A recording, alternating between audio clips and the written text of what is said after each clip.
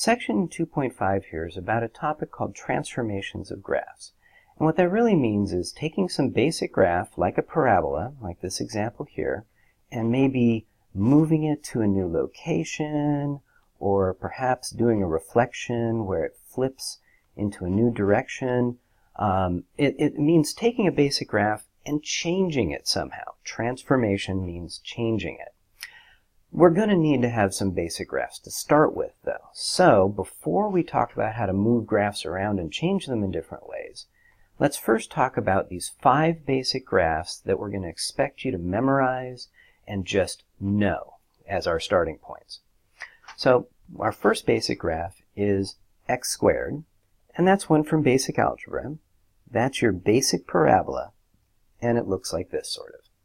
If you're ever sort of uncertain and you feel like you've forgotten what a graph is supposed to look like, you can always go back and just plug numbers in to kind of verify to yourself that, yeah, it looks the way I think it looks, or maybe to discover if you've made a mistake and it doesn't really look the way you think it looks. So a table of values is sort of like your safety net. It's your backup plan if you don't know what something looks like. This next graph here, x cubed, if you think about plugging positive numbers in, you get 0, 0, and 1, 1, and 2, 8, and so on, and it increases on the right. And you might think, okay, it looks kind of like a parabola, but it's really different on the left. If you plug negative numbers into that, negative to the third comes out negative, you get results that look like this. So that's a pretty distinctly different looking graph. We call that an S-curve, but you don't have to memorize names. I'm never going to grade you on whether you know the names or not. Square root of x is a very important graph because it's the only one that we've got in our little library of basic graphs that has an endpoint. This one actually stops dead right there at 0, 0, and it doesn't continue smoothly to some other part of the graph. It's got a true endpoint where it stops. The other 2 basic graphs we have are the absolute value graph, which looks like a straight line on the right. If you plug in 1 or 2 or 3, your outputs are 1 or 2 or 3. So you get very predictable points like 1, 1, and 2, 2, and 3, 3. But if you plug negative values in for x on the left side of the x-axis, you get positive numbers because that's what absolute value does. It turns negatives into positives. So the left half of the graph looks like that. So this is a good example graph because it's nice and straight on each side, but then the 2 straight parts, they needed a sharp angle down there at the origin. And then this last one, 1 over x, this is a really important graph because this is the only one we've got that has a type of behavior called an asymptote. It's an old Greek word that it took me a really long time to learn how to pronounce. So don't worry about pronouncing it. But the word asymptote refers to the way as you plug in larger and larger x's, like 2 or 3 or 4 or 10 or 100, this fraction keeps getting smaller and smaller, but it never quite equals 0. No, you can plug in 1,000,000, and it's still 1 over 1,000,000, which is still slightly bigger than 0. That type of behavior, we call that an asymptote. So these are our 5 basic graphs. You need to memorize their shapes and know them by heart. These are the ones we're going to use to illustrate the different transformations. Now, the transformations here, I try to be very organized with this, to keep them all together, and also because once we see what all the rules are, they're all going to fit together and make sort of a pattern. So I'm going to point out that there are 3 basic types of transformations: shifting, stretching, and reflecting.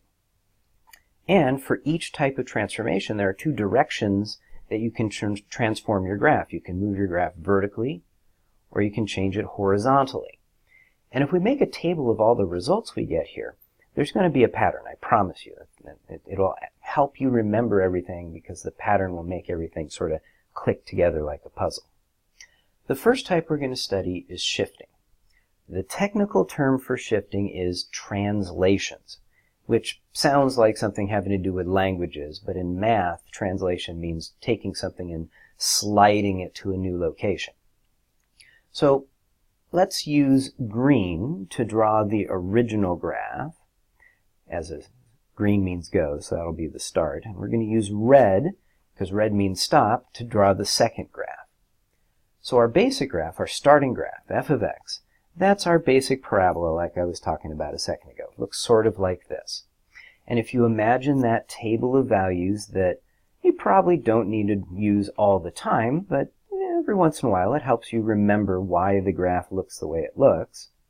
If you imagine that table of values, and then imagine making a table of values for the red one, you'll probably recognize pretty quickly that you don't actually have to do the arithmetic, because it's going to be all the same arithmetic with one extra step at the end. You're going to take whatever the result was a second ago, and now you're just going to add 1. So 0, 0, now it's going to be 0, 1. 1, 1, now it's going to be 1, 2. 2, 4 is now going to be 2, 5, and so on. What does that actually do to the graph? Well, each particular dot on the graph is going to get moved up to a new dot that's higher up by exactly 1 unit. So let me change the color of this and then slide it to its new location like so. So the whole graph shifts up 1 unit. And I bet you can already imagine what would happen if I hadn't used plus 1. If I had used plus 2, the graph would move up 2 units. If I had used plus 10, the graph would have moved up 10 units. You can probably imagine what would have happened if I'd used subtraction. If I'd said g of x equals x squared minus 3, it would have moved down 3. And that's going to be our general rule for vertical shifting. For comparison, let's do this pair of functions over on the right, absolute value of x and absolute value of x plus 1. Because there's something a little tricky going on in here. So I really will, this time, actually write up a table of values for this one. Because when I do the transformation of this one, there's something that'll surprise you a little bit. And at first it doesn't look like anything all that surprising is happening. You plug in 0, 0 plus 1 is 1, absolute value is 1. Plug in 1, 1 plus 1 is 2, absolute value of 2 is 2. And it looks like you're getting the same results we had in green, except 1 larger. And okay, yeah, but watch what happens when you plug in negatives. If you plug in negative 1 to this thing, the first thing that happens is you add 1, which makes 0. Negative 1 plus 1 is 0. And then the absolute value comes out to be 0. If you plug in negative 2 here, negative 2 plus 1 is negative 1. The absolute value is positive 1. If you plug in negative 3 plus 1 is negative 2, absolute value is 2. So although these points were all larger by 1, over here you don't get a larger point, you get a lower point, and then it starts to go up again. You end up with a graph that looks like this. And compare those two graphs. You can sort of see visually what happened. The graph moved sideways. It didn't move up. It didn't move down. It moved to the left. And that's horizontal instead of vertical, but it also sort of feels like the wrong direction, doesn't it? When you add 1, didn't you sort of instinctively think to the right would make sense? But it actually moves it to the left. So this is one thing that you're always going to be careful about with horizontal transformations of any kind. If you have an instinct about left, right, or up, down, you're always going to be wrong. It's always going to be the opposite of your instinct. Adding 1 kind of feels like it should be to the right, but it's actually to the left. If you wanted to move it to the right, you'd have to subtract. So if I had x minus 1 inside here, it would have moved to the right. So let's take these two examples and use them to write down the actual rules. So for a vertical transformation, a vertical shift, if you create a new function by taking one of our library of functions and you add something to it, what that does is it moves the graph up b. On the other hand, if you create a new function by taking one of our library of function equations and you add something inside the function, that moves it to the left a. To the left. And yes, I know your instincts, you're thinking plus means right. Usually it does, but for graphing, plus A actually moves it to the left. Okay, so there's the first column of our little chart that I'm making up here, the shifts column. The next one we're going to take a look at is reflections. Well, we'll save stretching for last. Reflections are pretty straightforward. You know in your mind's eye what a reflection should look like. But there are some problems. I have to use the square root example because most of the other graphs we have, some reflections that you would do, you can't actually see them. Like imagine if I used the parabola graph to try to teach this topic. And with the parabola graph, imagine if I did a horizontal reflection and reflected the graph left and right. The final result would look exactly like the original graph. You wouldn't see any difference. So it's kind of a bad example to use a parabola. You've got similar problems with every other basic graph except the square root graph. So we're going to use the square root graph to illustrate our point here. This is your basic shape. And again, if you aren't really sure why it looks like that, you can plug some points in and see what the results are and plot the dots and eventually convince yourself that, yeah, it really does look like that. And then we're going to make a change to that equation. We're going to put a minus sign into it. And the key difference is, do you put the minus sign outside the function, or do you put the minus sign inside the function? And that's what controls whether it's a horizontal or a vertical reflection. So think about what happens if you put the minus sign outside the function. If you plug in 0, you do square root of 0, which is 0, and put a minus sign on it, and it's still 0. If you plug in 1, square root of 1 is 1, put a minus sign on it, and you come out with negative 1. If you plug in 4, square root of 4 is still 2, just like it was before, but you put a minus sign on it, you get negative 2. And if you plug in 9, you get negative 3. Look at the result and compare it to the one we started with. That's a reflection up and down. So that would give you a vertical reflection. On the other hand, and this one will be a lot trickier, think about what happens if the minus sign is inside the function. If you plug in 0, negative 0 is still 0, square root of 0 is still 0. Nothing really exciting is happening there. But think about what happens if you try to plug a positive number in. If you try to plug a positive number in, the first thing you do is make it negative. And then you try to do the square root and you've got a problem. And that's going to be the same if you use negative 4, or 4 or 9. You're going to get negative 4, you're going to get negative 9, and you won't be able to work them out. At least not in the way that you could graph on a normal graph. So the only way you can actually get points to graph on this thing is to deliberately plug in a negative so that the negative you're plugging in will cancel the minus sign that's in the equation, and you'll end up with square root of a positive. So here you're deliberately putting a negative in so that it will cancel with the negative that's part of the equation. And what that means is you're going to have negative x coordinates and positive y coordinates, so it's going to look like that. Compare that to the original graph, and you can see that we've reflected the graph horizontally.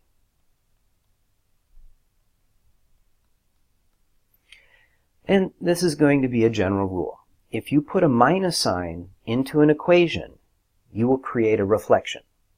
If the minus sign is outside of the equation, outside of the square root or whatever function you're talking about, outside minus signs cause vertical reflections. On the other hand, if you put a minus sign inside the function, that causes a horizontal reflection. So the rule for reflections is going to work like this. If the new function is created by putting a minus sign on the old function outside of the function, then that's a vertical reflection. On the other hand, if you create a new function by taking an old function and putting a minus sign inside the function, That creates a horizontal reflection. And before we move on to stretching, take a quick look at the pattern that's already starting to build up from the four that we've got. You'll notice that for both of the vertical things that we've got, vertical shift, vertical reflection, we're talking about doing arithmetic outside the function. You've got plus b happening outside of f of x. You've got a minus sign happening outside of f of x.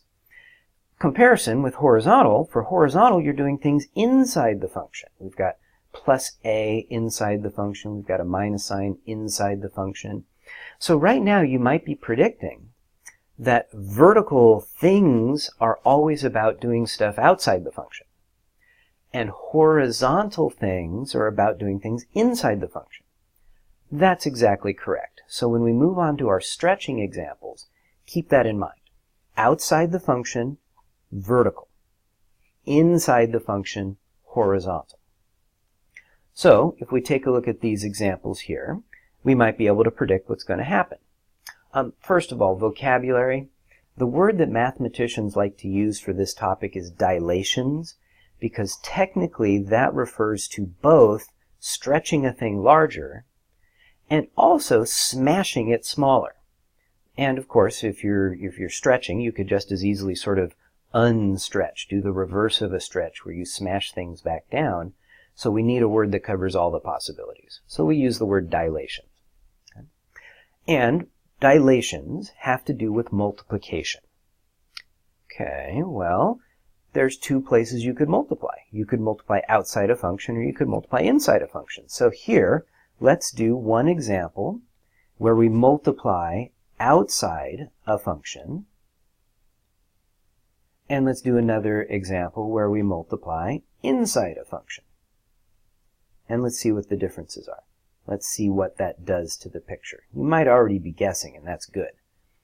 So, okay, for this one, if you make yourself a little table of values just to sort of verify what this thing is supposed to look like so that you are sort of comfortable with the results, you should be getting these answers here, and that gives you a graph that looks sort of like this: 0, 0, 1, 1, 2, 8, negative 1, negative 1, negative 2, negative 8.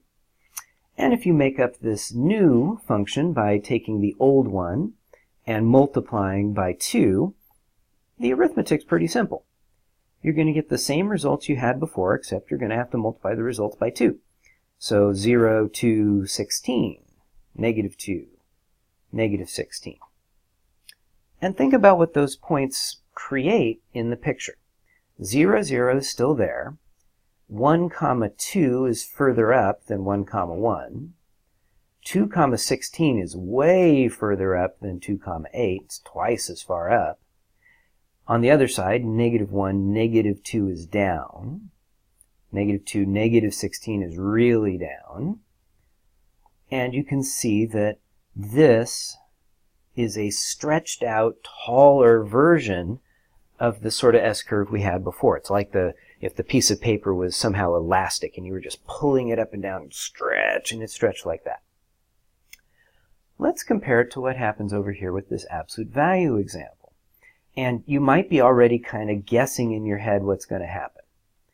So you're thinking, okay, well, we've seen the pattern that we made with the earlier ones, that inside things are horizontal and outside things are vertical. So you're probably anticipating that this is going to create a horizontal stretch, like if you're grabbing the paper on the left and right and pulling to the left and right. And if you're thinking that way, it means you're starting to notice the patterns, and that's really good. But let's watch what the actual results are, whether the graph is going to go over here or not. So let's see. 0. 0 times 2 is 2. 0 times 2 is 2. 0 times 2 is 0. Absolute value is still 0. If you plug in 1, 1 times 2 is 2, and you get 1, 2. If you plug in 2, 2 times 2 is 4, you get up here. If you plug in negative 1, negative 2, absolute value, positive 2, you're getting a graph like this. So if you were thinking horizontal stretch, it didn't go this way, like you would have imagined. It actually goes the other way. It's horizontal, but it's a horizontal compression, a horizontal shrink, where everything's mushing in left and right. So, yes, things that are done inside the function move it horizontally. An inside multiplication will be an inside horizontal compression. But it's a compression instead of a stretch, and that might seem a little backwards. But wait a sec. Seem a little backwards? Hold on, let's go back 2 pages. With the horizontal translation, it seemed a little backwards. We thought +1 would move it to the right, it actually moved it to the left. Here, with this example, we thought multiplying would stretch it, it actually compressed it. This is a general rule. Horizontal adjustments, horizontal transformations of any kind, they're always sort of backwards to what your gut instinct would tell you. So when we make up our rule here, let's keep that in mind. Okay? So, for our rule for vertical things, stuff is going to work pretty much the way your instincts would tell you. If you create a new function by taking one of our basic functions and multiplying it by something, that's going to stretch it vertically 2 times or 3 times or 4 times. It depends what you multiply by. Of course, if you multiply by a bigger number, it's going to stretch more. So this is going to be a vertical stretch by a factor of a. You know what? I've already used the letter A. Let me change letters. Let me use C. There we go. On the other hand, if you create a new function by taking an old function and multiplying, but you multiply inside the function, it really feels like multiplication ought to be a stretch, but it's the exact opposite. It's not a stretch. This will be a horizontal compression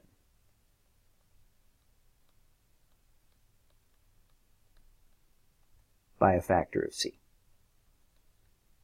And as you might imagine, the bigger number you use for C, the more smashed it gets. If you use 20, it'll smash it a whole lot, that kind of thing. So this table we have here at the very end of our video, this table contains all the transformations that we're expecting you to learn in this class. 3 categories: shifting, stretching, and reflecting, and 2 directions, either vertical or horizontal. Start with basic graphs, memorize those 5 basic graphs so you know what to start with, and then in the homework, you're going to be expected to take those basic graphs and move them to new locations and change them in these 6 different ways.